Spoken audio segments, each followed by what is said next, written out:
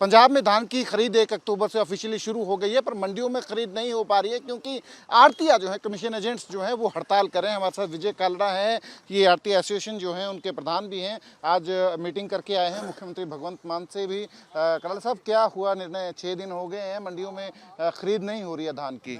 ABP news का बहुत धन्यवादी है जो आपने हमारे साथ ये इतना पिछले 1 हफ्ते से जो हमारा डिस्प्यूट चल रहा था पंजाब सरकार के, उसमें आपने हमारी आवाज़ सरकार तक और लोगों तक पहुँचाई। हम आपका धन्यवाद करते हैं। हमारी 28 अगस्त को एक बहुत बड़ी रैली हुई थी जिसमें 10,000 के करीब हमारा आड़तिया वर्ग वहाँ पहुँचा था, क्योंकि हमें पिछले 5-6 साल से जो गवर्नमेंट ऑफ इंडिया ने हमारा कमीशन फ्रीज करके 46 रुपये पर क्विंटल कर दिया था, वो सफिशेंट नहीं था। क्योंकि जो 1961 से जब ये एक्ट बना है तब से ये परसेंटेज के हिसाब से हमें कमीशन मिल रहा था। जो भी एमएसपी होती थी उसमें 2.5% मिलता था, तो अब उन्होंने फ्रीज कर दिया। तो हमारे जो एक्सपेंसेस इतने बढ़ गए, हमारे काउंटर साहबान की जो सैलरी है वो हर साल बढ़ती है, और हमारे साथ जो असिस्टेंट काम करते हैं उनकी बढ़ती है, हमारे बच्चों की पढ़ाई बढ़ती है, और हमारे जो बुजुर्गों का इलाज बढ़ता है, और हमारे एक्सपेंसेस बहुत बढ़ गए हैं, लेकिन हमारी सुनवाई नहीं हो रही थी। तो इसलिए हमने किसान के साथ हमारा 9 मास का रिश्ता है, उनको हमने देखी, लेकिन हमने उनको रिक्वेस्ट की जो किसान जथेबंदी हैं हमारी मदद करो। हम धन्यवादी हैं, किसान जथेबंदी हमारे साथ खड़ी रही, और पिछले 8 दिन से पंजाब की मंडियों में जो पैडी है उसकी खरीद बंद थी। आज मुख्यमंत्री साहब ने जो हमारा ईपीएफ का मसला था वो 50 करोड़ रुपए एफसीए ने अननेसेसरी रोक रखा है, तो उसके बारे में उन्होंने बोला कि जल्दी कर। आज मीटिंग थी, शायद 9 तारीख पे पोस्टपोन होगी गवर्नमेंट ऑफ इंडिया के साथ। उन्होंने बोला कि ये पैसे आपको वापस आएंगे, आगे से कटेंगे नहीं।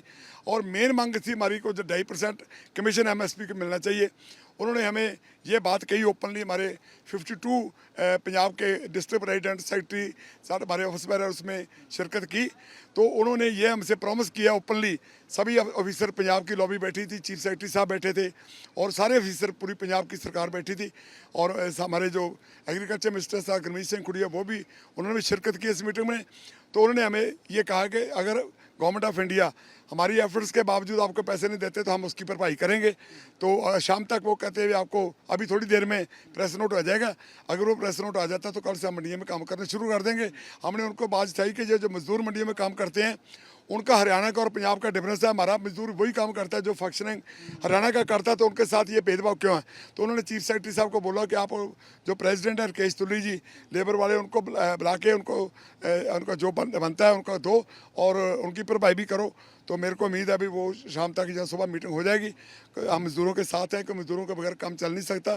तो अगर आज अभी प्रेस नोट आ जाता है तो हम कल से मंडियाँ खोल देंगे।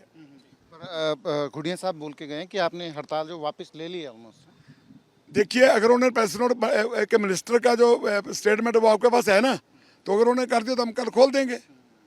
आज अभी थोड़े चंडीगढ़ में थोड़ी मंडियाँ खोलेंगे। कल साहब एक चीज़ बताओ मुझे कि ये जो आपका कमीशन वाला इशू था उसमें से 2.5% एमएसपी का था पहले, है ना? तो 2.5% एमएसपी और 46 जो पर क्विंटल के हिसाब से जो गैप होगा वो सरकार पे करेगी। देखो, इसका 2320 रुपये रेट है पैडी का आज की डेट में, इस सीजन का। उसका 2.5% से 58 रुपीज़ पर क्विंटल बनता है। 46 रुपीज़ गवर्नमेंट ऑफ इंडिया दे रही है, बाकी जो डिफरेंस है वो पंजाब सरकार पे करेगी।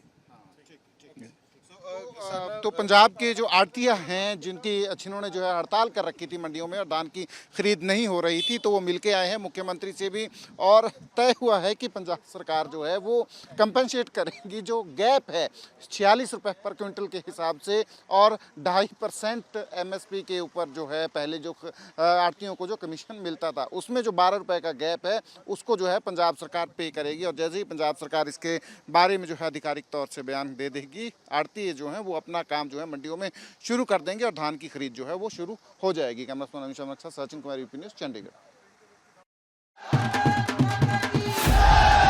What does Haryana's youth want? What's the political mood of the region?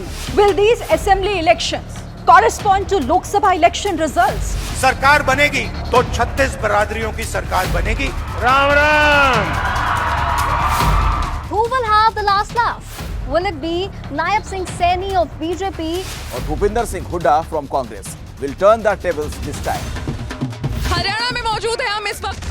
Get to know the ground reality of the Haryana elections 2024 with real-time updates in your language and your preferred platform. Only on ABP Live Election Center. Sahi information, har election. News.